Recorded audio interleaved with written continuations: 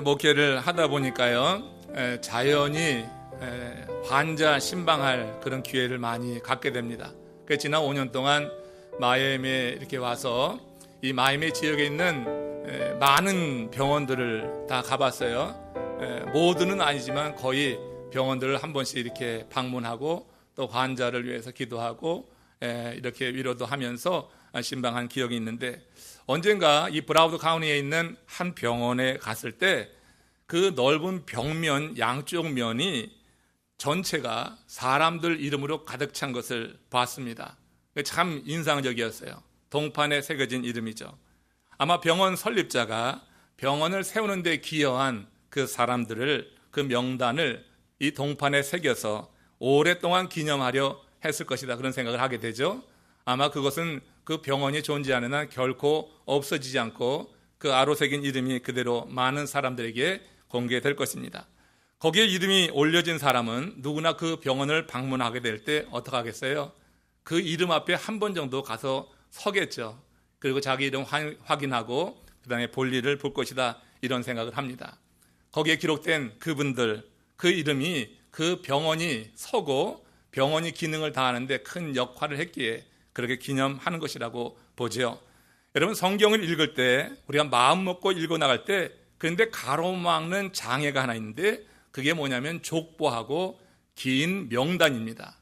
모든 명단이 모든 사람들에게 유익하고 모든 사람들이 볼 때 감동이 되는 게 아니죠.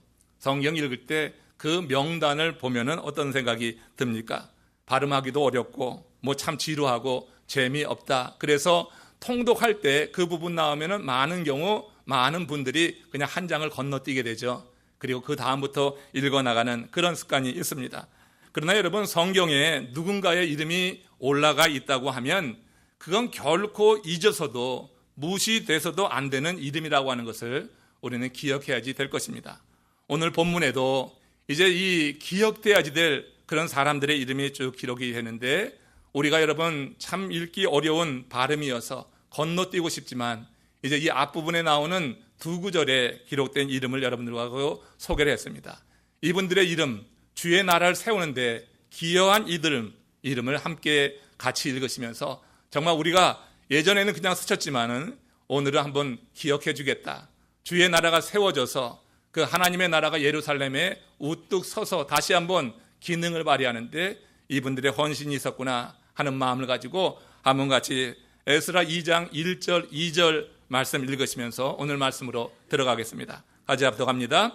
옛적에 바벨론 왕 느부갓네살에게 사로잡혀 바벨론으로 갔던 자들의 자손들 중에서 노임을 받고 예루살렘과 유다 도로 돌아와 각기 각자의 성읍으로 돌아간 자, 곧 스룹바벨과 예수아와 느헤미야와 스라야와 스알라야와 모르드게와 빌산과 밀발과 미그웨와 르흠과 바하나 등과 함께 나온 이스라엘 백성의 명수가 이러하니라 해서요, 이 앞부분에 나와 있는 이름은 리더급이고 이 리더 밑에 또 함께 속했던 그런 지파들, 족속들의 그런 함께 동참한 그런 사람들의 수가 이제 3절부터 63절까지 계속 이어지게 되는 것을 볼 수 있어요.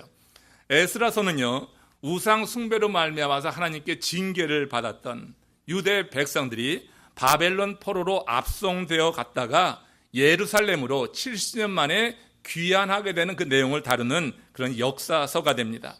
흥미로운 사실은 바벨론에 포로로 압송되어 갈 때 3차에 걸쳐서 20년 동안에 3차례에 나누어서 포로로 압송되어 갔는데, 귀환될 때도 3차례에 걸쳐서 나누어서 귀환되는 것을 볼 수가 있어요. 기원전 538년부터 귀환되는데 수십 년에 걸쳐서 그 포로들이 다시 귀환되어 옵니다. 근데 3차에 걸친 포로 귀환에는 다 특별한 목적이 있었어요. 그 중에 오늘 1차 포로 귀환자들을 다루는데, 1차 포로 귀환자들이 돌아와서 할 일이 무엇이냐면은 예루살렘 성전을 재건하는 일이었어요. 70년 동안 예루살렘이 방치됐습니다. 그래서 사람이 살 곳이 못 됐어요. 다 황폐화됐어요.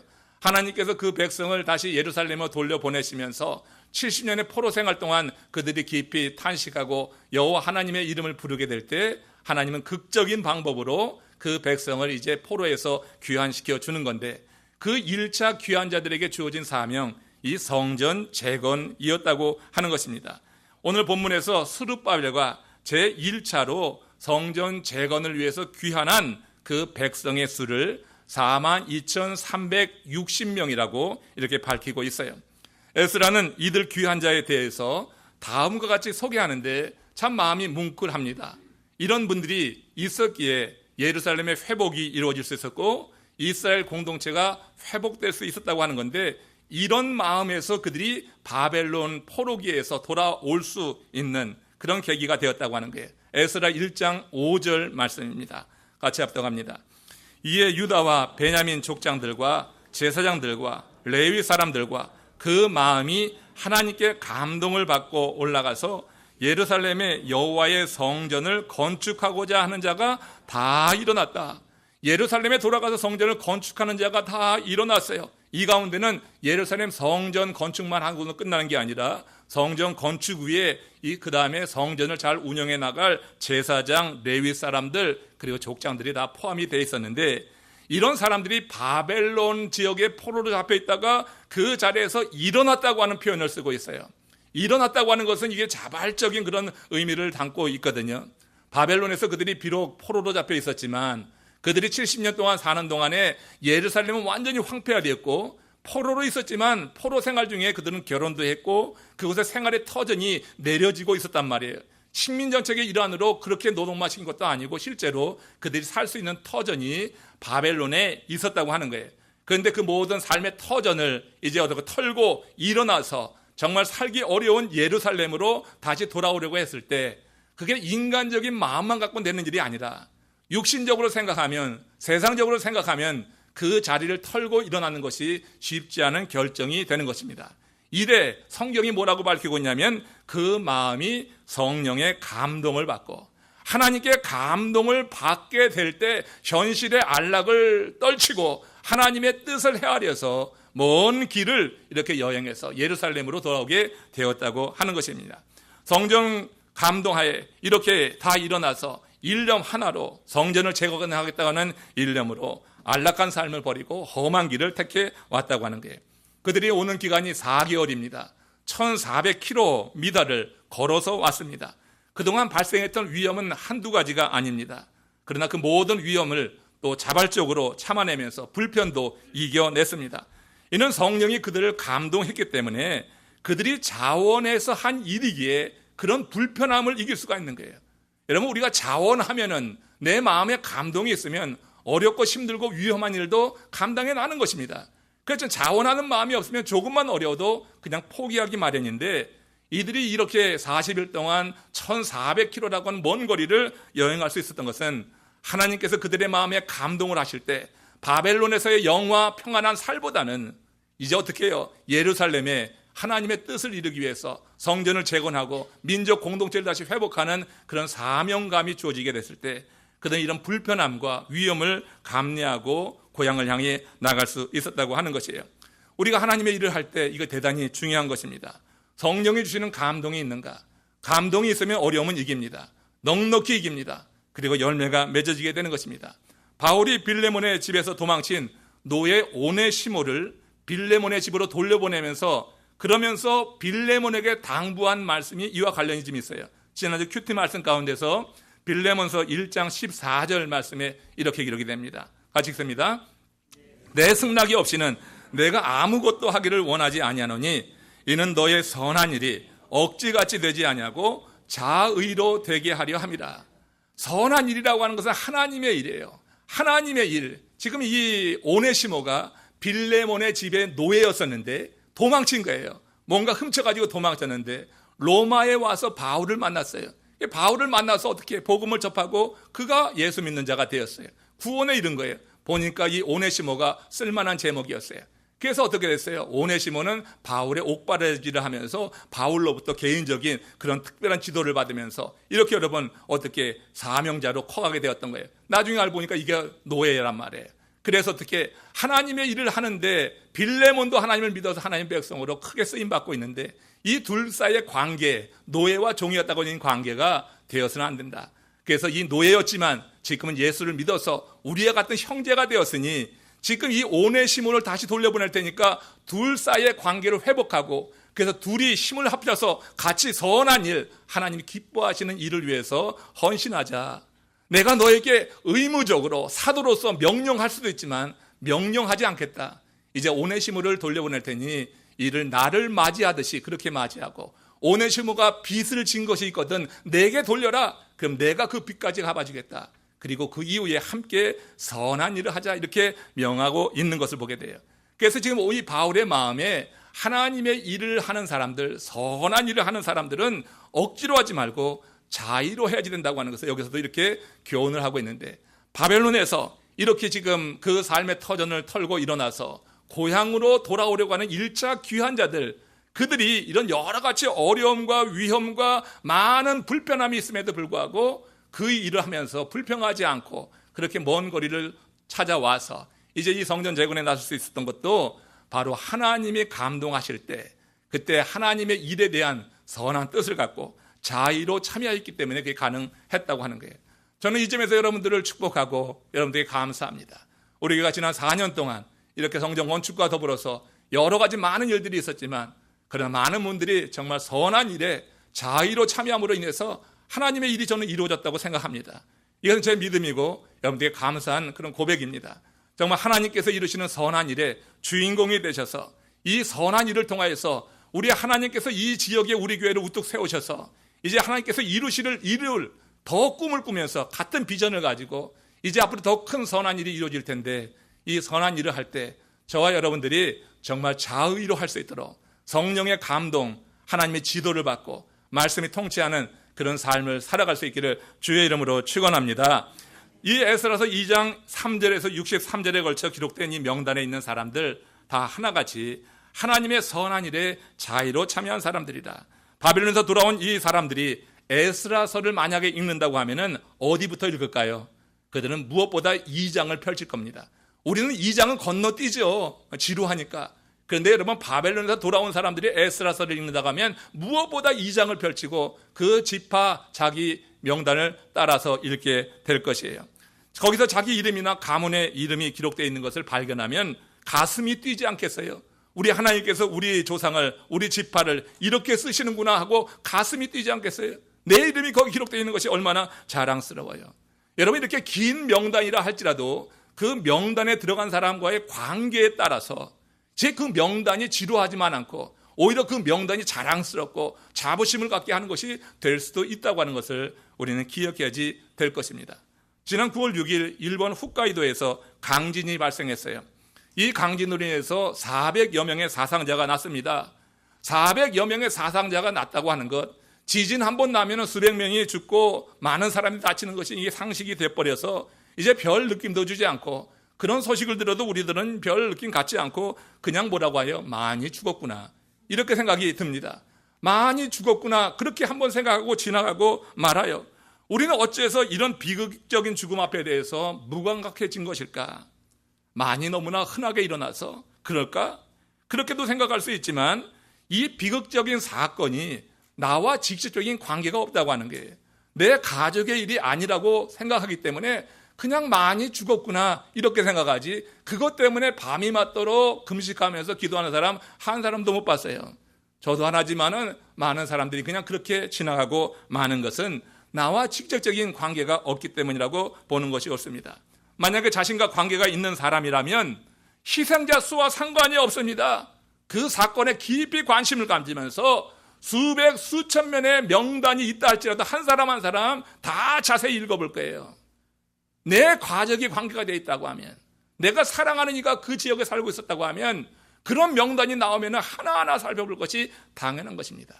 나와 상관없으면 그냥 많이 죽었구나 지나가지만 나와 상관이 있을 때 그렇게 된다고 하는 것이에요. 여러분, 지금 이 에스라서 2장에 기록된 그런 1차 귀환자들의 명단이 바로 그런 것입니다.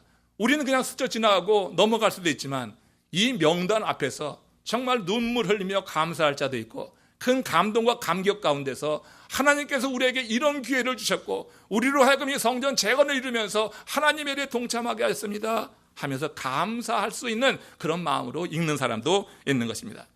저는 여러분, 하나님의 시각에서 볼 때 세상의 모든 사람들은요, 당신 안에 있는 자와 당신 바깥에 있는 자로 대별된다고 좀 봐요. 그것이 여러분 정확한 거예요. 이게 무슨 말이냐면은 하나님이 그 이름을 기억하는 사람이 있는가 하면 하나님이 그 이름을 기억하지 않는 사람으로 대별된다고 하는 거예요. 여러분들은 하나님이 그 이름을 기억하는 존재가 됐음을 믿으시기 바랍니다. 오늘 이거 확인시켜 줄게요. 여러분들 다 하나님이 그 이름을 기억한 존재란 말이에요. 하나님이 이 세상 사람들을 나누어 보실 때 대별할 때 크게 이분법으로 온다고 하면은 하나님이 이름을 기억하는 자, 하나님이 그 이름을 기억하지 않는 자예요. 하나의 예를 들게요. 출애굽기 1장 1절에서 4절 그리고 7절에서 9절 사이의 말씀을 같이 합독합니다.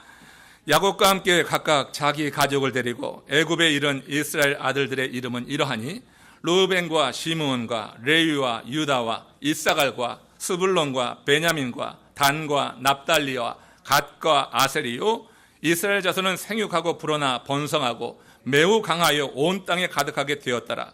요셉을 알지 못하는 새 왕이 일어나 애굽을 다스리더니 그가 그 백성에게 이르되 이 백성 이스라엘 자손이 우리보다 많고 강하도다. 요셉을 알지 못하는 애굽 왕이 일어나더니 이렇게 말하는 것은 이때부터 뭐가 되는 거예요? 박해가 시작이 되는 거예요. 요셉을 알면은 이스라엘 족속을 그렇게 대할 수 없는데 요셉을 알지 못하니까 그 왕이 등극하면서부터 이스라엘 백성의 큰 박해가 시작되는 것이죠. 여기서 여러분 주목해 봐야 될 내용이 하나 있는 거예요. 지금 여기 읽은 이 내용 속에서 야곱의 12아들, 다시 말해서 이스라엘 12지파의 선조 이름은 하나도 빠짐없이 다 열거됐어요. 근데 그 당시 그 12지파가 들어가 있었던 애굽을 통치하던 그 애굽의 왕의 이름은 전혀 언급이 되어 있지 않아요. 여기서 여러분 모세는 그들을 단순히 요셉을 알지 못하는 왕이라 이렇게 표현하고 있어요. 이스라엘 12지파의 이름은 다 분명히 명시적으로 밝히지만 당시 그 나라를 통치하고 있는 애굽 왕의 이름은 왜 빼버린가요? 요셉을 알지 못하는 왕이라고 그렇게 정리하고 마느냐 말이에요. 하나님이 기억하는 사람은 그들이 비록 먹을 것이 없어서 애굽으로 들어갔지만 하나님의 통치 안에 있는 이스라엘 12지파를 하나님은 기억하시는 거고 애굽은 그 당시 세계 최고의 나라요. 애굽 왕 하면은 권세가 있는 자였지만 하나님이 보실 때는 그가 하나님의 우리 안에 들어와 있지 않아서 그 이름을 기억하지 않는 자다. 그래서 요셉을 알지 못하는 왕이라고 이렇게 정리해 버린다고 하는 거예요. 여러분 어떤 인물인지 그가 무슨 업적을 이뤘는지 이런 상관이 없어요. 하나님은 거기에 대해서는 관심이 없어요. 그가 하나님 안에 있느냐, 하나님의 이름을 부르느냐, 하나님의 이름을 거부하느냐 이걸 가지고 나누는 거예요. 하나님이 우리의 이름을 기억한다고 하면 우리가 오늘 주의 이름을 부르는 순간에 우리 하나님은 우리를 기억하는 줄로 믿습니다. 늘 하나님의 이름을 부르는 자를 하나님이 기억하는 거예요. 내 세상적 배경 아무 소용없어요. 애굽 왕의 이름조차 기록하지 않는데 요셉을 알지 못하는 왕이라고 이렇게 딱 정리하고 마는데 여러분 세상에 아무리 많이 가져도 하나님을 인정하지 않을 때 하나님은 그 이름을 기억하지 않더라. 성경에 보면 애굽 왕을 지칭하는 그런 경우가 160여 회가 나옵니다. 애굽 왕 지칭할 때요. 그런데 그들의 이름이 단 한 번도 나오잖아요. 애굽 왕의 이름을 여러분 아는 사람이 있어요? 성경에서. 세상 역사에는 다 나오죠. 세상 역사에서는 이스라엘 12지파의 이름 중요하지 않아요. 세상 역사에서는 애굽 왕이 중요해요. 그러니까 애굽 왕의 이름이 다 기록되어 있지만 그러나 하나님의 구원의 역사를 이루는 성경에는 160여 편이나 나오는데 그들의 이름이 기록되지 않았어요. 대신 성경은 그들을 바로라고 합니다. 그건 그 왕을 지칭하는 호칭이란 말이에요. 직분인 거예요. 이름이 아니라 이렇게 부를 정도지 이름으로 말하지 않는다고 하는 것입니다. 그렇다면 성경은 왜 당대 최고였던 애굽 왕의 이름을 한 번도 언급하지 않은 것인가? 당대에 그렇게 이룬 업적이 많았을 텐데 왜 그에 대해서 관심이 없는 걸까? 성경은요, 비록 인간이 쓴 것이지만 성령의 영감을 통해서 기록된 하나님의 절대 계시라고 하는 거예요. 하나님의 절대 계시라고 하는 것은 하나님이 누군가를 택하여서 하나님이 심어주시는 말씀을 쓰게 했다고 하는 거예요. 그러니까 하나님의 생각에 세상 권세자는 없어요. 하나님 인정하지 않는 자는 이름으로 기억하지 않아요. 그러니까 여기 성경에 쓰여질 수가 없게 되는 거예요. 느부갓네살과 같이 정말 악한 왕도요, 하나님의 구원의 역사에서 유대 백성을 훈련하는 채찍으로 쓰임 받게 됐을 때는 느부갓네살도 기억하셔요. 느부갓네살도 악하겠지만, 그러나 여러분 이 애굽은 그런 게 아니에요. 하나님께서 이 애굽 왕을 기억하지 않은 것, 이렇게 이 기록된 자체가 이런 하나님의 절대적 계시에 의해서 쓰여진 것이기 때문에 사람이 쓰지만 하나님의 생각을 가지고 쓸 때 그들의 이름을 굳이 밝힐 필요가 없는 거예요.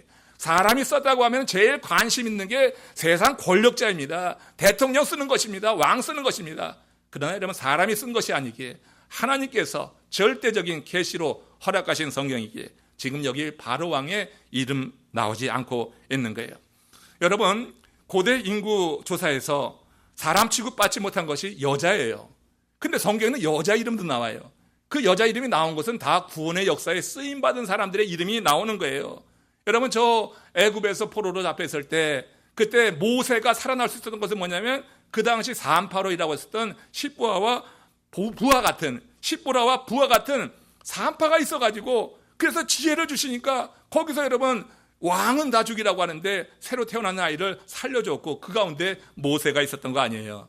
이렇게 여러분, 하나님이 그 백성을 구원하는 이 큰 구원의 역사 속에서 모세를 택하여 쓰실 때 모세를 지키기 위해서 십보라와 부하 같은 산파를 사용하셨다고요. 그러니까 그 일에 쓰임받은 사람 이 여잔데 정말 천한 직업인데 그런데 이들의 이름은 여기 기록되어 있는 거예요.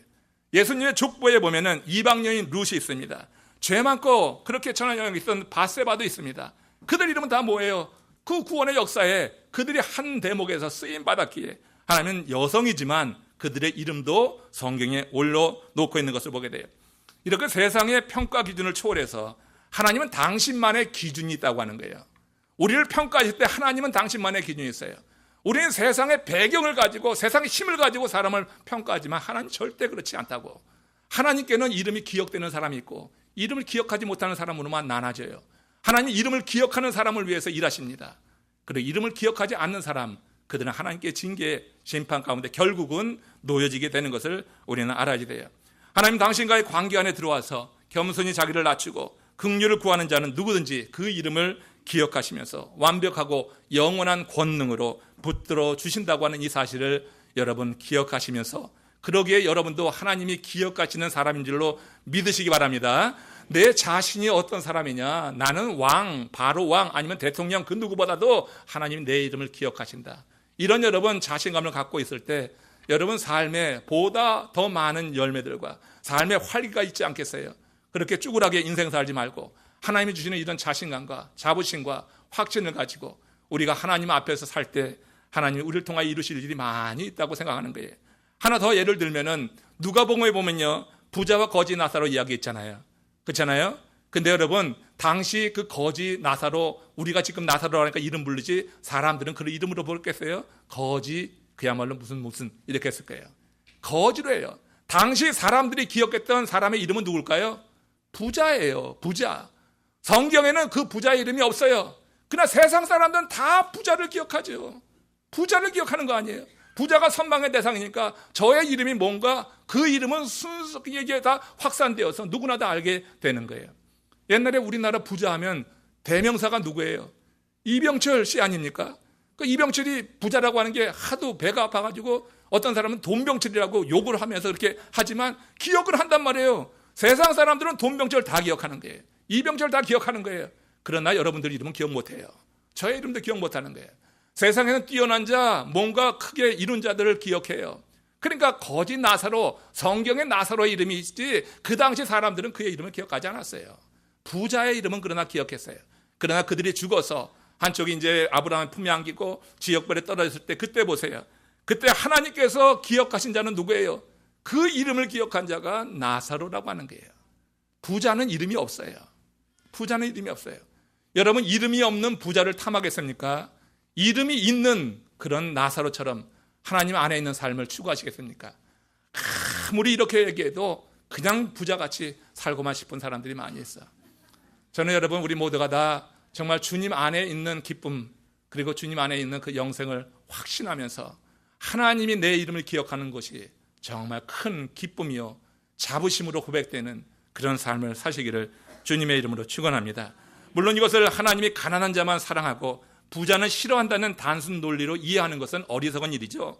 하나님은 이 세상에서 당신의 이름을 부르는 사람은 신분에 상관없이 기억하신다고 하는 거예요. 신분에 상관없이 기억하시는 거예요. 그래서 오네시모 이름이 나오는 거예요. 당시 노예가 무슨 이름이 있어요? 오네시모, 그래서 이름이 나오는 거예요. 빌레몬만 이름이 있는 게 아니라 오네시모도 그래서 이름을 갖게 되는 것. 누군가 하나님의 이름을 부른다는 말은 그 하나님과 관계가 회복되어서 하나님 안에 들어가는 것이 되기 때문에, 그래서 하나님은 그의 이름을 기억하신다고 하는 것. 본문에서 기록된 귀한 자의 이름은 우리에게 별 의미가 없어서 그냥 넘어가기도 하지만, 그래서 기억하려 하지 않지만 하나님은 이 사람들을 다 기억하는 거예요. 왜? 하나님이 주신 감동에 따라서 그 안락한 삶, 편한 삶을 털고 일어나서 고향까지 가기 위해서 긴 행군을 했고 위험을 감내했고 불편을 담당했던 이들, 하나님께서는 잊어버릴 수가 없는 거예요. 그들을 그래서 기억하셨다고 하는 것입니다. 이렇게 하나님이 그 이름을 기억하는 사람은 환경의 지배를 당하지 않고 믿음을 지키려고 하는 사람, 하나님이 기억하는 사람이에요. 에스라는 이들에 대해 한마디로 설명한 건데, 그게 성령의 감동을 받고 일어난 자다. 그들이 성전 재건을 위해서 42,360명이 돌아왔다, 이렇게 밝히고 있습니다. 한편 이 에스라서 2장 후반부에 보면요, 이렇게 돌아온 42,360명 외에 노래하는 남녀를 비롯해서 노비, 말, 노새, 약대, 나귀의 수까지 자세히 기록이 되어 있어요. 그러니까 앞에는 지파 대표가 있고 지파 아래 사람 수가 써 있는데, 근데 뒤쪽으로 가면은 짐승 수가 그런 패턴으로 써 있어요. 그래서 이런 짐승 수까지 정말 낱낱이 기록되어 있는 것을 보여요. 저는 이것을 보면서 그런 생각을 했어요. 하나님의 뜻을 받들어서 성전 재건에 참여한 존재를 하나님은 미물까지도 다 기억하시는구나. 여러분, 그 짐승 괜히 갖고 왔는지 알아요? 성전 재건에 필요하고 성전의 제물로 쓰려고 갖고 온 거예요. 그러니까 성전 재건을 위해서 정말 내가 깨닫지도 못하고 그냥 성전 재건에 대한 불타는 마음을 가지고 이렇게 감동을 받아서 일어난 그들의 주인과 같이 왔던 이런 짐승까지 다 기록하는데, 사람 수를 기록한 것 같은 레벨에서 그 수가 기록된 것을 보면서 그런 생각을 했어요. 하나님은 당신이 기뻐하는 일에 우리가 어떤 모습으로 참여할든지 그 참여하는 자 모든 사람을 기억하는구나. 내가 부지부식 가운데 참여해도 하나님께서는 그것을 기억하신다.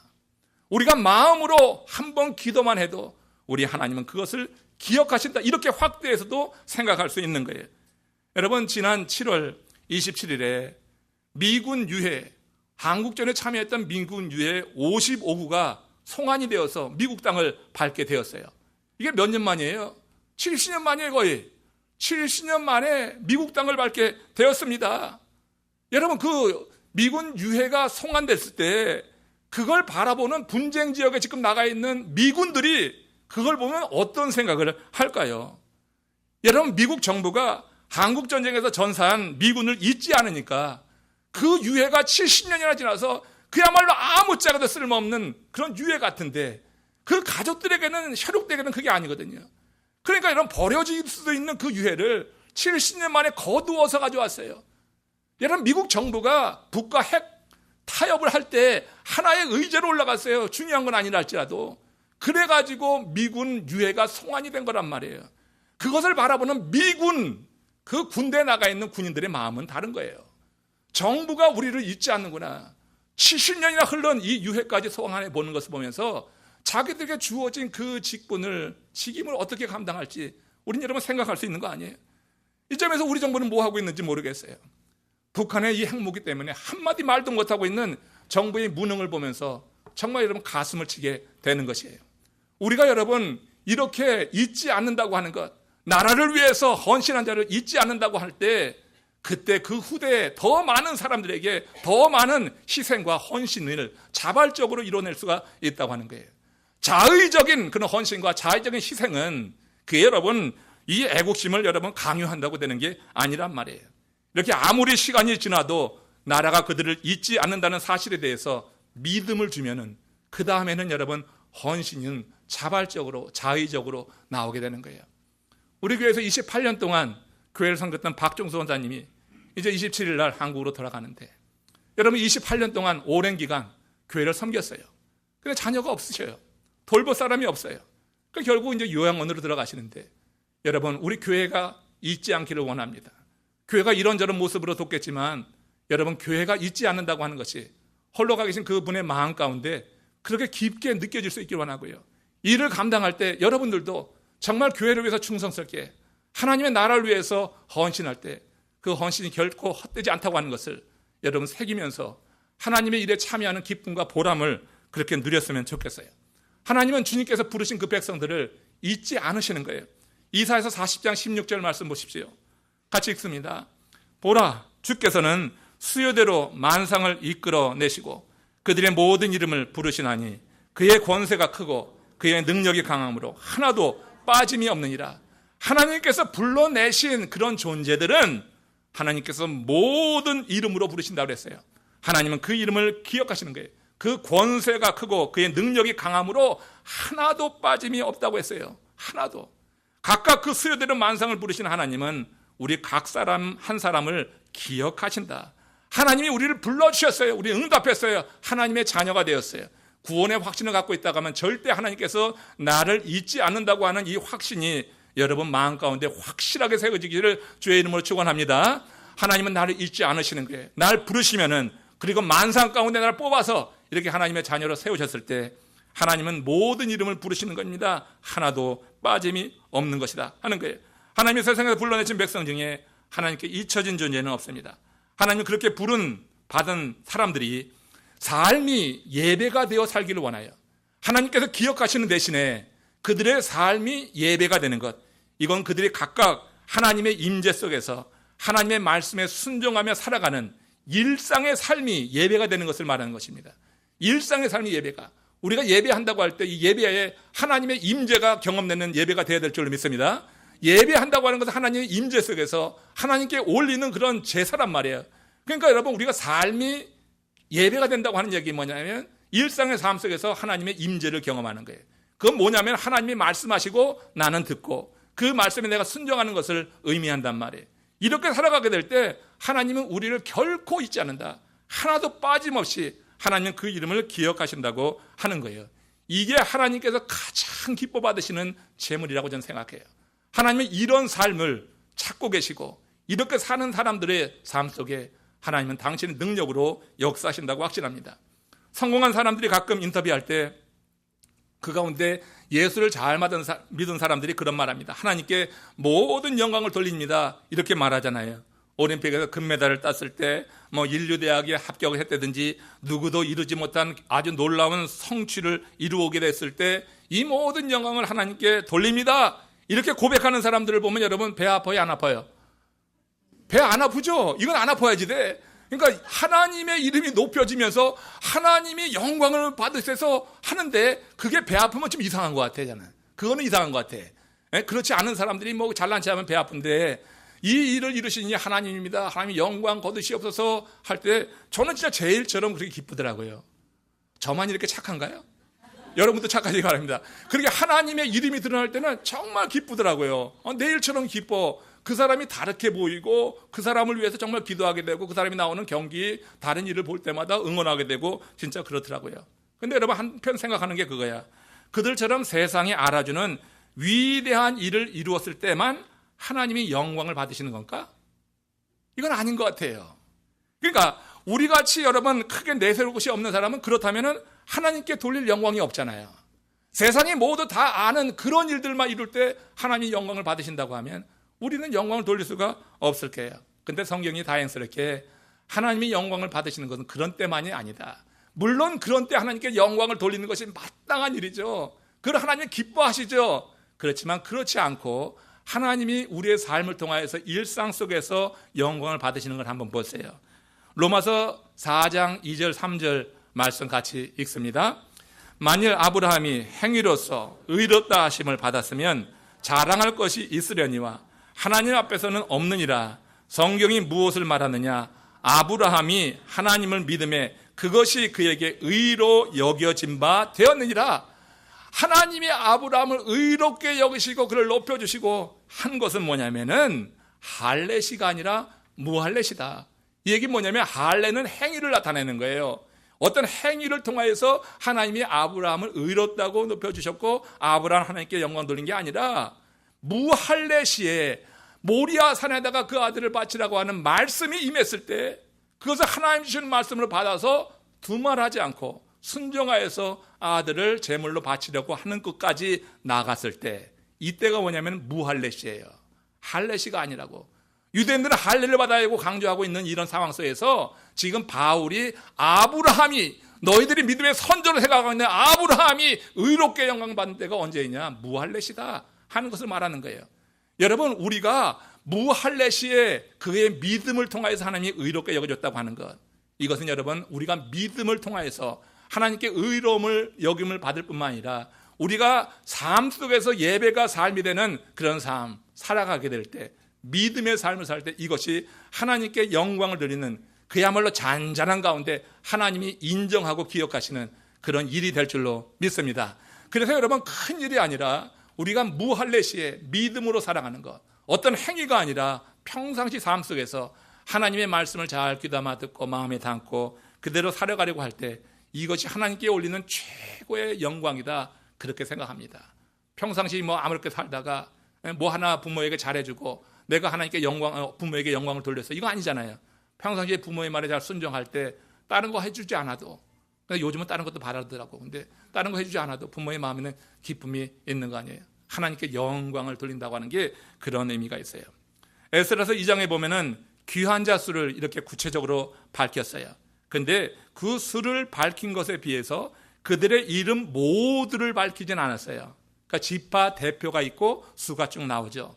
그들의 이름 수를 따라서 이름을 밝힌 것은 아니에요. 가문을 대표하는 지도자의 이름만 있고 나머지 사람들은 숫자로 나타나고 있는데, 숫자로 나타났다고 해서 그 무시하는 게 아니에요. 왜냐하면 이 숫자가 나오기까지는 각 지파별로 지파장이 이 일에 참여한 사람들의 명단을 갖고 있는 거예요. 그러니까 사실 여기에 긴 내용 42,000명을 쓸 수 없으니까 안 쓴 거지, 실제로 그들의 이름은 하나님 앞에서 다 기억된 바가 되는 줄로 믿으시기 바랍니다.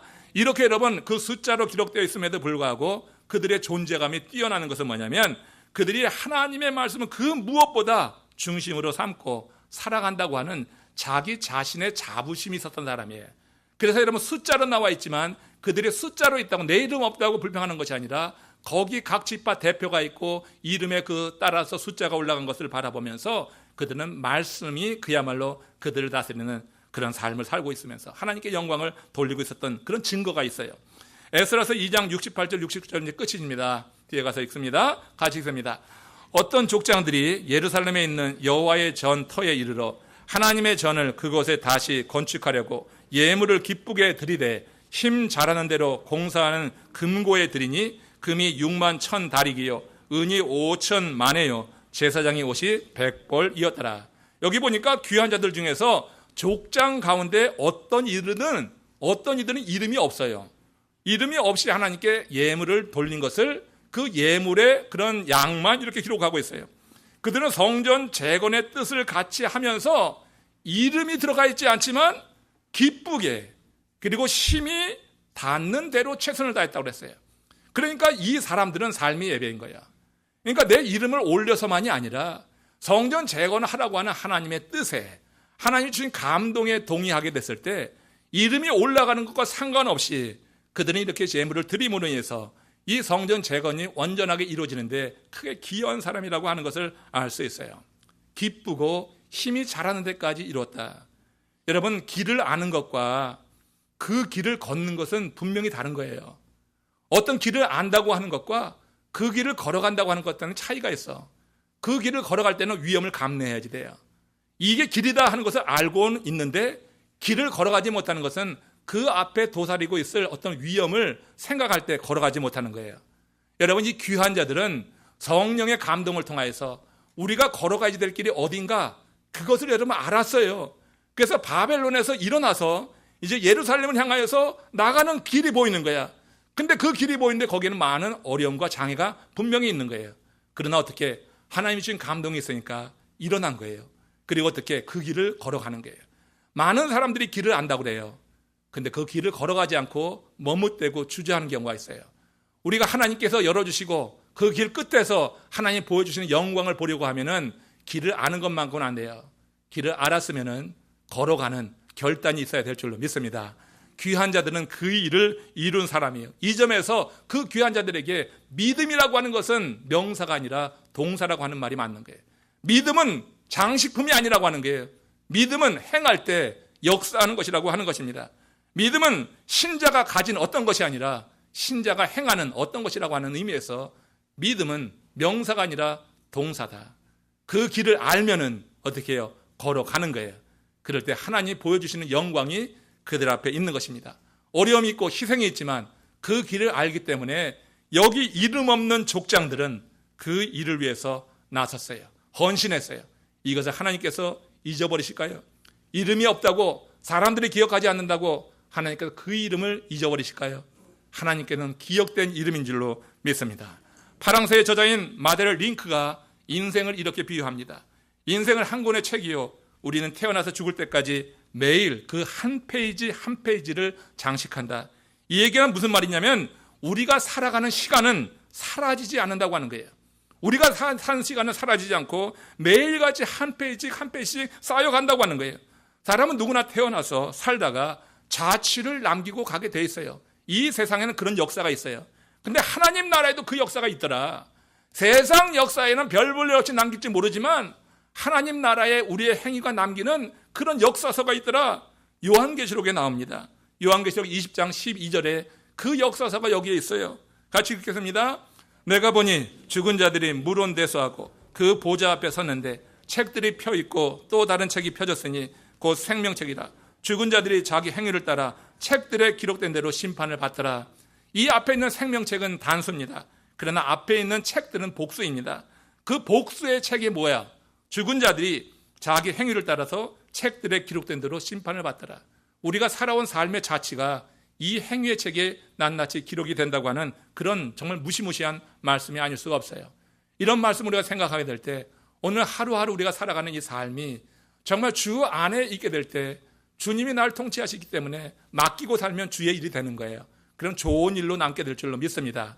정말 세상 사람들은 알아주지 않는 일을 할지라도 우리가 그렇게 나아갈 때 하나님은 알아주시는 그런 좋은 일로 이 행위의 책에 남게 될 거예요. 짐승의 숫자가 기록된 것도 그렇고 족장의 이름이 기록되지 않은 것도 그렇고 이렇게 무명인 것 같지만 실제로는 하나님의 일에 참여한 이들을 다 하나님께서 기억하셔서 이 행위의 책에 기록하고 있다고 하는 것을 저는 이 말씀을 통하여서 그렇게 깨닫게 됩니다. 말씀을 정리합니다. 하나님은 그 이름이 드러나지 않아도 하나님의 일에 참여한 사람의 중심을 보고 기억한다고 하는 거예요. 그 중심을 보고 기억해요. 하나님이 영하신 일에 참여하면은 혹시 하면서 혹시 나 한 사람쯤 하는 생각을 하는 분들이 안 계십니까?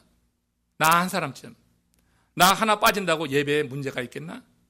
나 하나 빠진다고 사역에 문제가 있을까? 이런 생각을 하시는 경우 예배나 사역에 쉽게 빠지게 되는 거예요. 자신을 많은 사람 가운데 한 사람이라고 생각할 때 우린 이런 생각을 하고 예배의 중요성을 잊어버리고 내 필요에 따라 빠질 수 있어요. 사역의 중요성을 잊어버리고 사역을 소홀히 할 수 있어요. 많은 사람 가운데 한 사람이라고 하면 그렇다는 얘기예요. 근데 하나님 앞에는 절대 그렇지가 않아요. 하나님은 우리를 그렇게 안 본다고 하는 거예요. 여러분 한 사람 한 사람으로 하나님은 기억하시는 줄로 믿으시기 바랍니다. 여러분 한 사람 한 사람의 이름을 불러가면서 하나님이 기억하시는 거예요. 하나님 앞에는 우리가 n분의 1이 아니라고 하는 거예요.